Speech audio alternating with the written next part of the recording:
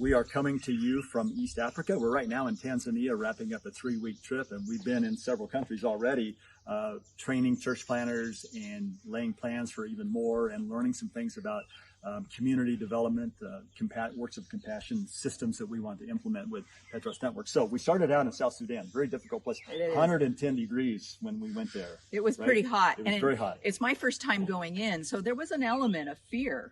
But we brought in a team, and we brought in all the church planners out into the capital area, and we did 76 church planters. We're releasing some are returning, and it was just amazing to see some of these people and just their heart to serve God. You know, they've had really difficult lives, but they're passionate about changing their country for Jesus, and we got to be with them for a few days. The place we were staying at was actually having government officials and other leaders in the country come in to negotiate for peace, because the country is really unstable.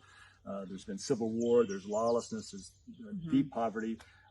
But these church planners are going out to change that just through the power of the gospel. Yeah, and while we were there, some of the peace talks disrupted, and it wasn't going well, and we had concerns about getting out of the country, but God protected us. He was with us, and we are seeing God move in incredible ways in this area. But those church planners remain there. They did. And so we need to continue to pray for them and support them. They're the hope of South Sudan. And they've got the passion to do it. They do. They're willing to die for this. They are. And then we went to northern Uganda. Yeah, northern Uganda is a beautiful part of the world. It is. But it's been devastated by some issues over the last 20 years. Yeah.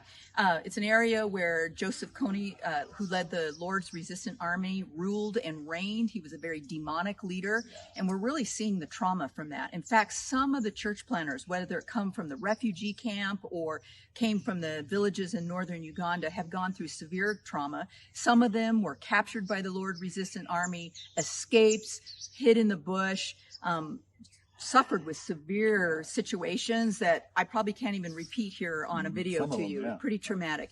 But now they have a passion. They believe, you know, the UN has come in, different humanitarian groups have come in, and it hasn't provided a solution for northern Uganda. And these leaders have asked us to come in as Petros Network and change their nation through the hope of the gospel. Yeah, this is how we change the world. It is how we change the world. We believe we can do it, you know, with God's help. It's a big task, but we're seeing it. We're seeing it happen village by village.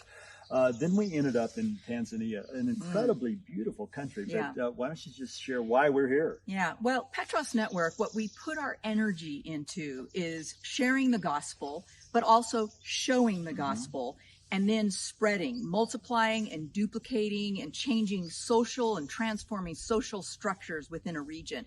So we've been in Tanzania with our partner Convoy of Hope, learning about children's feeding initiatives, women's empowerment, agriculture. It's been amazing.